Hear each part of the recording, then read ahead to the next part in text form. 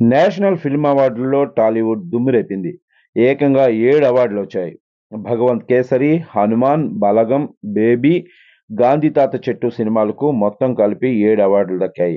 ఏ అవార్డులొచ్చాయో ఇప్పుడు చూద్దాం. జాతీయ చలనచిత్ర పురస్కారాల్లో ఉత్తమ తెలుగు చిత్రంగా బాలకృష్ణ నటించిన 'భగవంత్ కేసరి'కి అవార్డు దక్కింది. ఇక రెండోది 'హనుమాన్' మూవీకి best stunt choreography national award వచ్చింది. Best action directors Nandu, Prithvi ఈ అవార్డుకు ఎన్నికయ్యారు. ఇక మూడవది 'బలగం' సినిమాలోని 'ఊరు పల్లెటూరు' సాంగ్కు నేషనల్ అవార్డు వచ్చింది. ఈ గీత రచయిత కాసర్ల శ్యామ్ ఈ అవార్డు కోసం ఎంపికయ్యారు. నాలుగవది ఉత్తమ స్క్రీన్ ప్లే. ఈ కేటగిరీలో 'బేబీ' సినిమాకు గాను ఆ సినిమా డైరెక్టర్ సాయి రాజేష్కి ఉత్తమ స్క్రీన్ ప్లే అవార్డు వచ్చింది.